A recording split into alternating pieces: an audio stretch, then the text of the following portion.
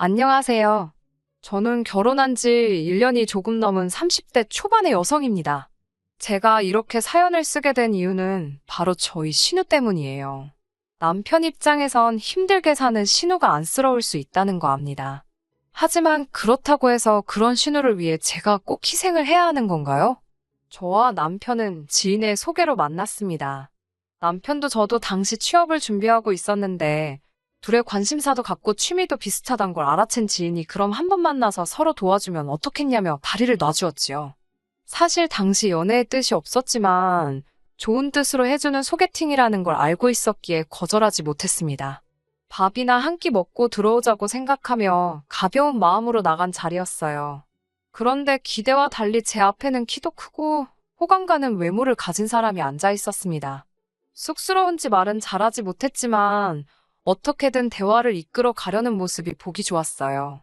무엇보다 대화를 할수록 말이 잘 통한다는 느낌이 들었고요. 한참 이야기를 하다 핸드폰을 보니 첫 만남임에도 불구하고 집에 가려던 시간이 훌쩍 지나 있더라고요. 저희는 얼마 지나지 않아 연인 사이로 발전했습니다. 주변에 간혹 연애하다가 취업에 실패했다거나 중요한 시험에서 고배를 마셨다는 사람들을 종종 봐왔기에 저희는 서로 굳게 약속했습니다. 둘 중 한 사람이라도 취업에 실패하면 이 관계는 오래 갈 수 없는 만큼 최선을 다해서 일자리를 구하자고요. 하지만 안타깝게도 그 이듬해 저는 취업에 성공했고 남편은 실패했습니다. 실망하고 불안해하는 남편에게 제가 해줄 수 있는 것은 진심 어린 위로와 충분한 서포트뿐이었어요. 남들 눈에는 어떻게 보였을지 모르지만 객관적으론 충분하지 못했을지도 모르지만 제 나름대로 최선을 다해서 남편을 응원했어요.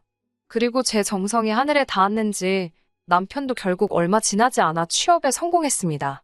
남편은 이 모든 게 제 덕분이라며 앞으로 평생 절 행복하게 해주겠다고 약속했어요.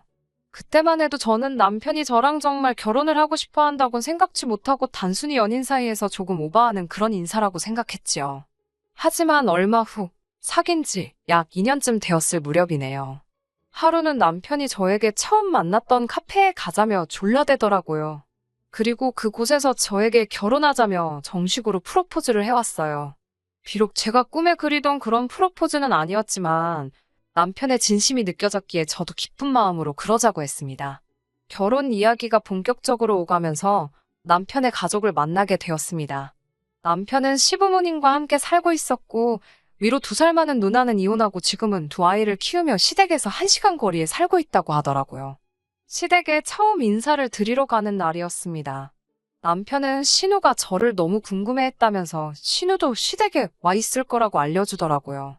시부모님 2분만 뵙는 것도 충분히 부담스러운데 신우와 조카들도 와 있을 거라고 하니 2배로 긴장되는 것 같았어요. 그래도 피할 수 없다면 즐기라는 말처럼 어차피 한 번은 거쳐야 하는 관문이었으니 최대한 잘 보이고 오자고 생각했습니다. 시댁은 서울 외곽 동네 연립주택이 밀집한 곳이었어요. 골목에서도 끝쪽에 위치한 약간은 녹이 쓴 파란 현관을 들어서 정면에 보이는 2층이 시부모님이 거주하시는 곳이었습니다. 솔직히 말해서 한눈에 봐도 시부모님이 경제적으로 여유로우신 분들은 아니라는 걸 알 수 있었어요. 돈이라는 게 물론 주머니 다 털어보기 전까지는 모른다지만요. 신우 애들도 온다는 소리를 들었던지라 화과자 대신 아이들도 좋아할 법한 케이크와 시부모님 드실 과일을 사들고 갔어요. 현관에 들어서면서 남편이 이건 어디다 둘 거냐며 제가 사왔다고 웃으며 말하는데 신우가 힐끗 쳐다보더니 부엌에 가져다 놓으라고 하더군요. 고맙다는 말을 듣자고 사온 건 아니지만 인사치레라도 잘 먹겠단 말 한마디는 할 수 있는 거 아닌가요? 첫인사도 나누기 전에 신우의 무례한 모습을 보곤 마음이 확 상하더라고요. 그렇지만 처음 인사드리러 온 상황인 만큼 저도 최대한 껄끄러운 분위기는 만들고 싶지 않아서 최대한 나를 세우지 않으려고 했습니다. 신우는 5살 난 아들 하나와 7살 난 아들 하나를 키우고 있었는데 둘이 어찌나 정신없게 뛰어다니는지 혼이 쏙 빠질 지경이었습니다. 부엌에 계시던 시어머니께서 나와서 거실 상황을 보시더니 저더러 애들이 한참 뛰어다닐 나이라 그렇다며 금방 식사 준비되니까 조금만 참고 기다리라 하셨어요. 그런데 신우가 뒤따라 나와서는 저를 보더니 어이없다는 표정을 하곤 다시 부엌으로 들어가더라고요.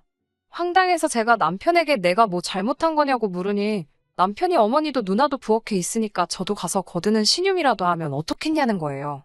그러면 분명히 두 사람 다 절 좋게 볼 거라나요?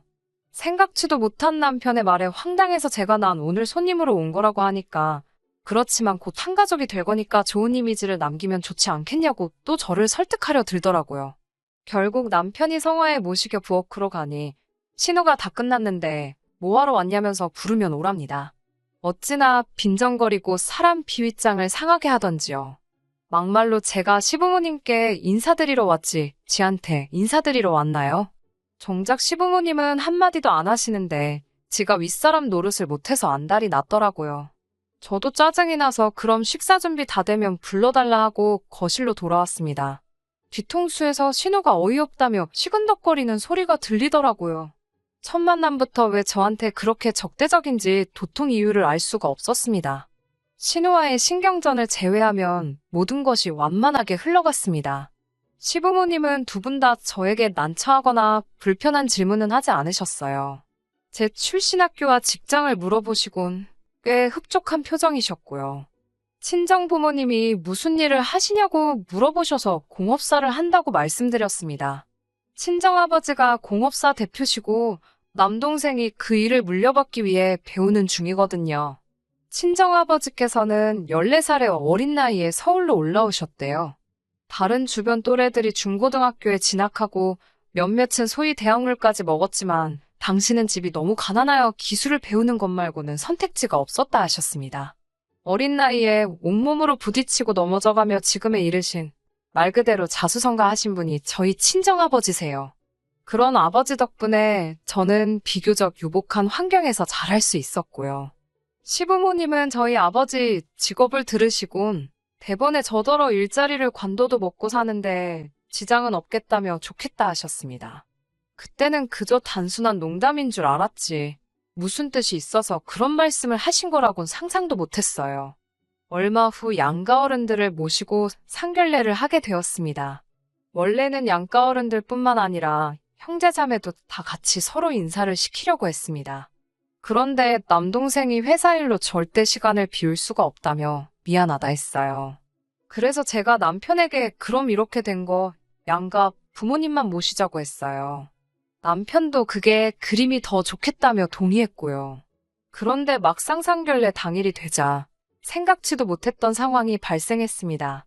저희 가족도 남편도 시부모님도 아닌 신우가 제일 먼저 애들을 데리고 상견례를 하기로 예정된 식당에 도착해 있더라고요. 그것도 혼자가 아니라 그 정신사 나온 두 아들까지 달고 나왔더군요. 황당해서 제가 남편한테 이게 무슨 상황이냐고 물었더니 남편이 자기도 몰랐다며 신우에게 물어본다고 가더군요. 그러더니 곧 돌아와서는 한다는 소리가 애들이 맛있는 거 사달라는데 마침 저희가 상견례 한다고 해서 왔답니다. 수저만 몇 개 더 놓으면 되는 거니까 상관없지 않냐는 신우의 어이없는 말에 바보 같은 남편이 알겠다고 했다는 거예요. 제가 지금 그냥 외식하러 나온 것도 아니고 무려 상견례 자리인데 말이 되는 소리냐고 짜증을 내자 남편이 한다는 소리가 자기 누나가 돈도 많이 없고 그래서 애들 외식을 못 시킨다며 저더러 한 번만 참아달라더군요. 황당하고 어이없었지만 화를 내기도 전에 시부모님이 도착하셔서 어쩔 수 없었네요. 저희 부모님도 저더러 좋은 날이니까 이해하고 넘어가라 하셨고요. 사실 신우한테 제 감정이 호의적이었다면 상견례 자리 여부와 관계없이 크게 신경 쓰이지 않았을 것 같아요. 애들도 예뻐 보였을지도 모르지요. 하지만 지난번에 신우가 저한테 못되게 굴었던 게 자꾸 생각이 나니까 감정 조절하기가 쉽지 않았습니다. 다행히 상견례는 큰 문제 없이 잘 끝났습니다. 이미 남편과 제가 각자 그동안 모은 돈에 약간의 대출을 더해서 신혼생활을 시작하기로 얘기가 끝난 상황이었고 양가 어른들에게도 그렇게 말씀드렸기 때문에 서로 민감할 수 있는 대화는 피할 수 있었거든요. 솔직히 친정부모님은 딸이 시집 간다고 하니 남부럽지 않게 해주고 싶어 하셨어요. 하지만 남편이 자기 체면도 있고 자존심도 상한다며 저에게 제발 어른들께 도움받지 않고 시작하면 안 되겠냐고 통사정을 하더라고요. 제가 처음에 예상했던 대로 시댁에서는 아무런 도움도 주실 수 없다고 거의 선포를 하신 상황이었거든요. 가뜩이나 이혼한 신우가 걸핏으로 집에 찾아와서 집안 살림이며 조금이라도 돈 될 것 같은 건 쓸어다 중고로 팔아버린 탓에 그나마 몇 푼 들고 계시던 돈도 다 써버리셨다면서요. 저도 사람인지라 서운한 마음이 들었지만 어쩔 도리가 없었어요. 그렇게 결혼식을 올리게 되었습니다. 신우는 여기서도 진상짓을 멈추지 않더라고요. 자기 아들 둘을 저희 결혼식 화동으로 올려달라는 거였어요. 하지만 이미 제 사촌 언니의 딸들을 화동으로 올리기로 약속이 되어 있었기 때문에 어쩔 수 없이 신우에게 거절의 뜻을 밝혔습니다. 이유도 확실히 일러뒀고요. 물론 신우네 애들이 워낙 극성 맞고 사람 골치 아프게 하는 것도 제가 허락할 수 없었던 이유 중 하나이기도 했습니다. 하지만 결혼식 당일날 차마 상상도 못했던 일이 벌어졌습니다. 신랑인 남편이 먼저 입장하고 사촌 언니의 딸들이 제가 걸을 꽃길을 만들어주기 위해 버질로드를 걷기 시작했는데 어디선가 신우 애들이 뛰어나와서는 장난을 치는 거예요. 앞서 여자애들이 뿌려놓은 꽃잎을 한 주먹 집어서 자기들끼리 눈싸움하듯 던지는데 그 잠깐의 시간이 1시간은 되는 것처럼 느껴졌습니다. 게다가 신우도 그렇고 시부모님도 말리질 않았습니다. 그나마 다행히 능숙한 진행요원들의 대처로 작은 에피소드처럼 끝나긴 했지만요. 우여곡절 끝에 결혼식은 마쳤지만 정말 화가 머리끝까지 차더군요.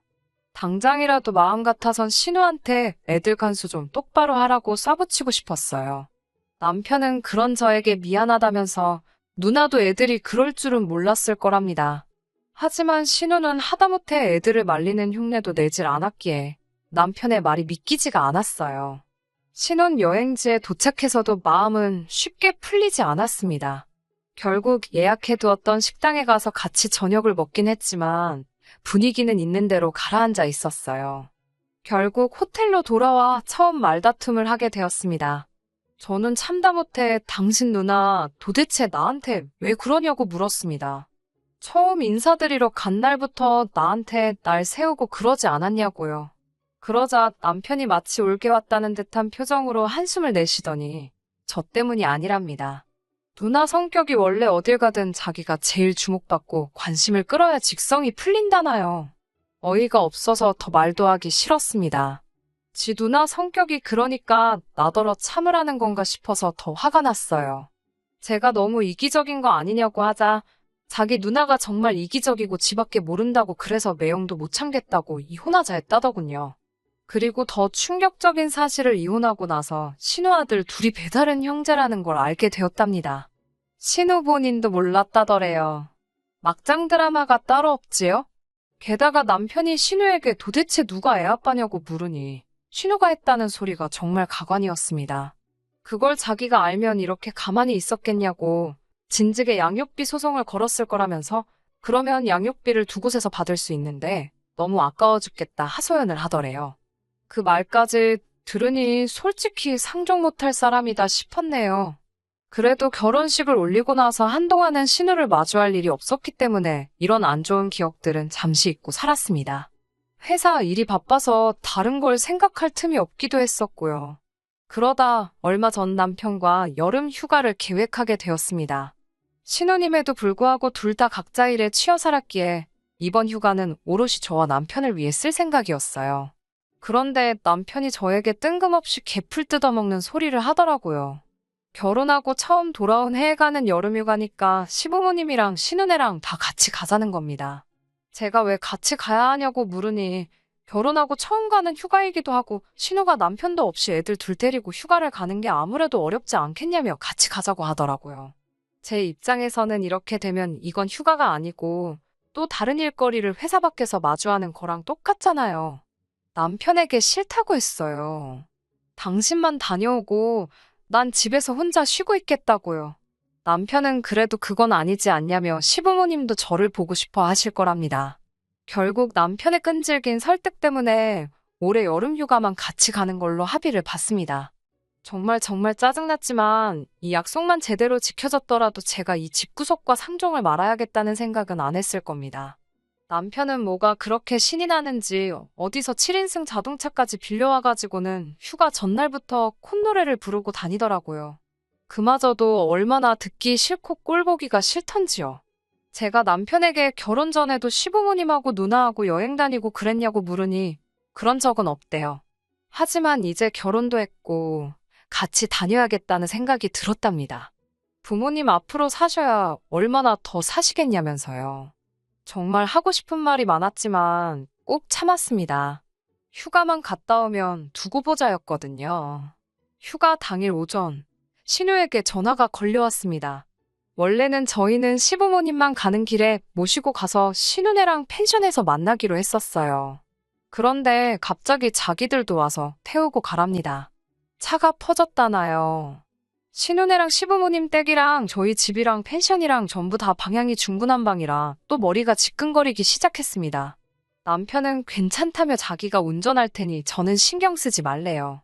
기왕 가기로 한 거 좋은 마음으로 가자 몇 번을 스스로에게 상기시켰는지 몰라요. 그렇게 시부모님을 먼저 모시고 신우네로 향했습니다. 그리고 정말 상상도 못했던 상황에 저는 기절해 돌아가시는 줄 알았어요. 신은에 도착해서 현관 벨을 몇 번을 누르는데도 아무 반응이 없는 거예요. 안에서 분명 애들이 뛰어다니고 시끄럽게 하는 소리는 나는데 말이지요. 그때 현관이 딱 열리더니 애들이 얼굴을 삐축 내밀어요. 그리고 뭔 종이 한 장을 저희에게 줍디다. 거기엔 애들 좀 잘 부탁한다는 말과 함께 돈 5만 원짜리 한 장이 있었어요. 황당하고 어이가 없어서 남편이 전화한다는 걸 제가 신우한테 전화를 걸었습니다. 신우가 전화를 받더니 자기는 사정이 생겨서 같이 못 가게 되었다며 애들만 좀 부탁한다는 거예요. 제가 무슨 일이 생겼냐고 물으니까 자기가 그런 것까지 저한테 일일이 보고해야 하냐고 화를 내더군요. 곧이어 신우가 지 맘대로 전화를 끊어버렸고 남편에게 제가 따졌습니다.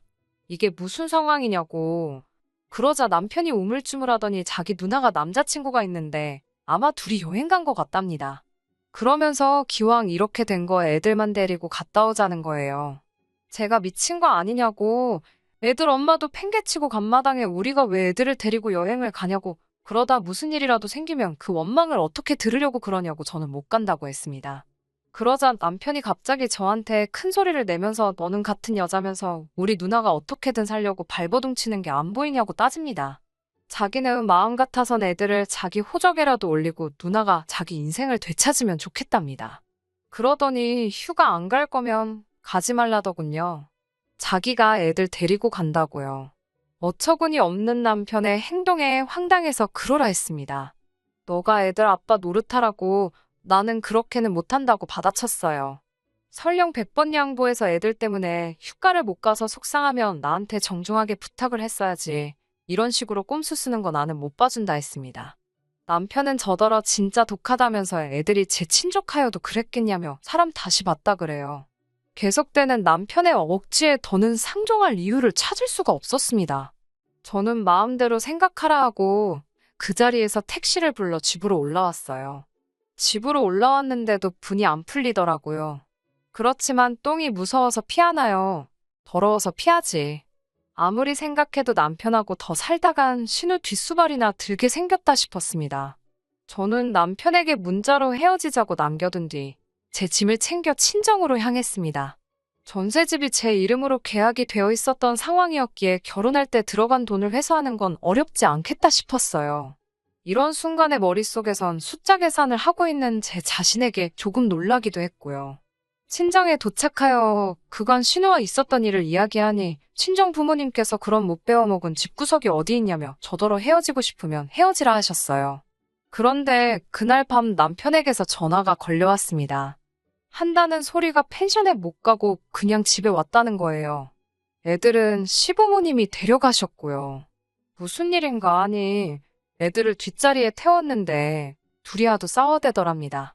결국 아버님이 큰애, 어머님이 작은애 하나씩 도맡게 되셨는데 애들이 그렇게 어머님, 아버님을 꼬집고 난리였나 봐요. 결국 참다 못한 아버님이 훈육 차원에서 큰애를 때렸고 그러니 또 애가 빼굴어대고 어떻게 감당이 안 되더래요. 결정적으로 과자 한 봉지를 손에 들려주니 창문을 열고 옆에 달리는 차들한테 과자를 집어 던져서 난리가 났나 보더라고요. 고속도로에서 그랬으니 더 말 안 해도 상상이 되실 겁니다. 결국 다른 차들로부터 욕먹고 진이 빠져서 집에 왔다며 제 뜻대로 되었으니 이제 집으로 돌아오랍니다. 한다는 소리가 저만 있었어도 일이 이 지경까지 되진 않았을 거라나요. 저는 남편에게 지금 내가 장난하는 거 같냐고 헤어지자고 했습니다. 홧김에 하는 소리가 아니라고요. 이제 겨우 애들 5살, 6살인데 내가 이 돌아가는 꼬락서니를 보아하니 신우가 애들 둘 케어하기는 글렀고 자칫하다간 다 내가 하게 생겼다. 벌써 당신은 호구 생활을 자처하고 있지 않냐. 나는 그렇게는 못 산다고 했습니다. 다행히 우리 아직 혼인신고도 안 되어 있으니 깔끔하게 전세 보증금 반반 정리하고 살림살이도 중고로 처분해서 반반 정리하면 될 것 같다고 아무 미련 없이 담담하게 설명했어요. 그러자 남편도 제가 진심이라는 걸 알았는지 애들이 좀 크면 그러겠냐고 저더러 너무 당장 기분에 취해서 돌이킬 수 없는 실수를 하지 말랍니다. 끝까지 정신 못 차리는 남편을 보니 저는 제 결심에 더 확고한 믿음을 가질 수 있었습니다. 그 이후로 한 달 가까이 남편은 집요하게 매달렸지만 저는 흔들리지 않았습니다. 신우한테까지 연락이 와서 자기가 그런 뜻은 아니었는데 마음이 상했다면 일단 미안하다고, 그렇지만 저도 보통은 아니었다는 사과 같지 않은 사과를 하기도 했지만 어림택도 없었어요. 시부모님도 그래도 우리 참 좋았지 않았냐 하며 아가아가 하시는데 그것도 듣기 싫었고요. 결국 팔이 안으로 굽는다고 아무리 저한테 아가아가 하셔도 신우랑 제 사이에 무슨 일이라도 생기면 신우 챙기시지 저 챙기시겠냐고요. 그렇게 결국 저와 남편은 헤어지는데 서로 동의했고 지금 그 집에는 남편이 살고 있습니다. 월세처럼 한 달에 얼마로 간주하고 나중에 전세보증금 정리할 때 거기서 차감하기로 했네요. 제가 원래 성격이 제 사람들한테는 잘 퍼주고 참아주고 그래도 일단 틀어지면 칼 같은 편이거든요. 취업 준비라는 어떻게 보면 인생의 첫 번째 난관 같은 시기를 같이 버텨낸 남편과 헤어지는 일이 저에게 쉬운 일만은 아니었지만 그래도 후회는 없습니다. 제 자신을 위해 살기에도 부족한 인생을 희생하며 살 수는 없어요. 그러라고 저희 부모님이 저 못 빠지게 키우신 거 아니잖아요. 저는 저희 부모님의 은혜에 보답하기 위해서라도 제 행복을 위해서 열심히 살 겁니다. 여러분도 항상 스스로의 행복을 가장 1순위에 놓고 사시길 바래요. 끝까지 들어주셔서 감사합니다. 오늘의 사연은 여기까지입니다. 구독과 좋아요, 알람 설정 부탁드리고 더 좋은 사연으로 다시 찾아뵙겠습니다. 감사합니다.